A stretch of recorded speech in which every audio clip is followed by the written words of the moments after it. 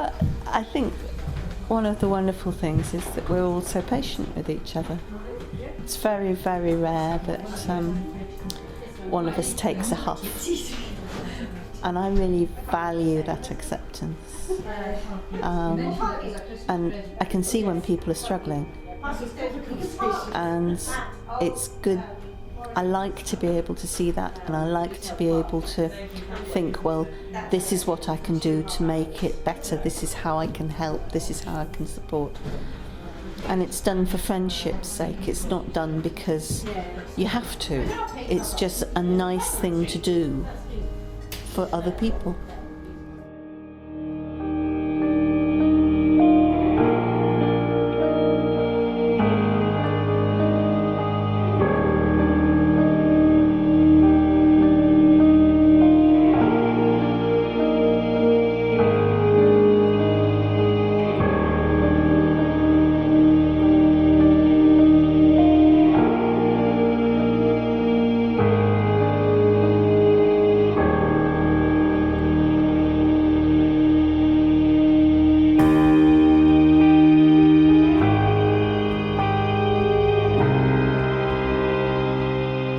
I spent 47 years trying to be normal because I thought I was just stupid.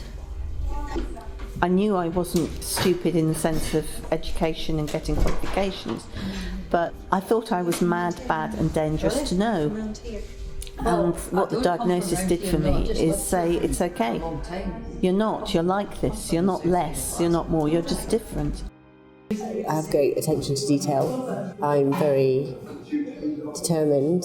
I see things through to the end. I say I'm going to do something, I do it. I'm very strong-minded. I suppose I often come up with interesting solutions to problems that nobody else has.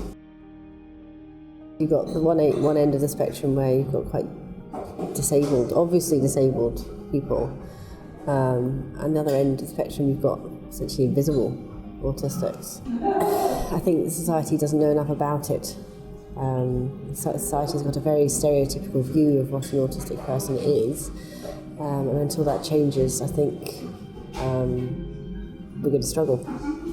One of the benefits of the social media and so on over the past 25 years has been that if you have a special interest, you can find other people who've also got that special interest. You're not living on your own in an attic thinking about classical architecture or train numbers or number of fronds on leaf or something. There are other people out there in the world who love it just as much as you do. And I think that it's wrong to say of autistic people that we don't need or want that social contact. We just need and want it in an autistic way. We don't, all this glad handing and hugging people you don't really want to hug, and going to parties where you don't know anyone and you don't really care what they think, and the whole neurotypical thing. But I mean, train spotters, they're the archetypal autistic thing, aren't they? People think they're all nerdy and they're all blokes and they're obsessed with this thing, and they've been doing it for years. They get together with other train spotters and they go on outings and all the rest of it.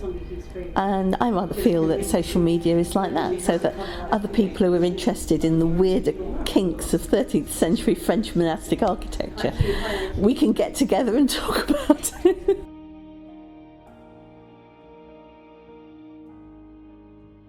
I think we are better at adapting to them. We try and understand them because theirs is the dominant culture.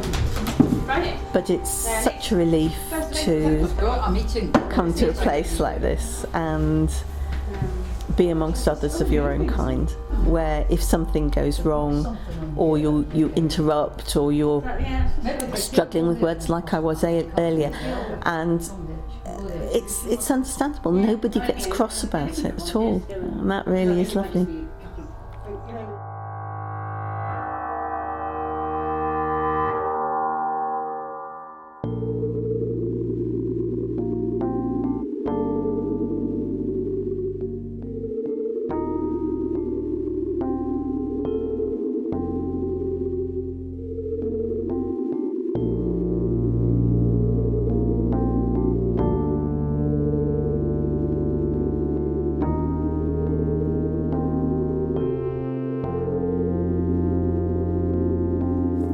notice faces in open places. My focus phases out and goes to blazes. And an overloaded brain is no way to be social and say hello to mates, is it?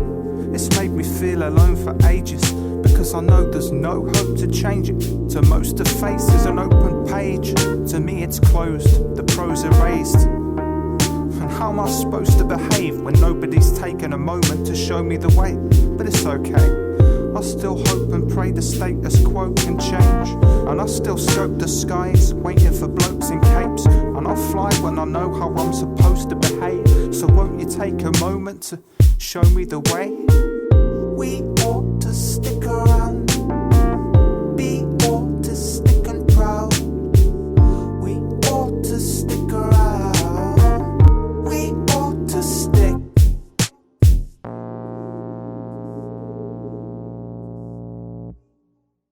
Go for it. Go for it, whether you're self-diagnosed or diagnosed with a piece of paper. It's exciting. It's a valuable thing to be. Society needs us, needs more of us, and we have so much to contribute. What's more, it's a great community to be part of. So we're here waiting for you, that's it. You're not alone.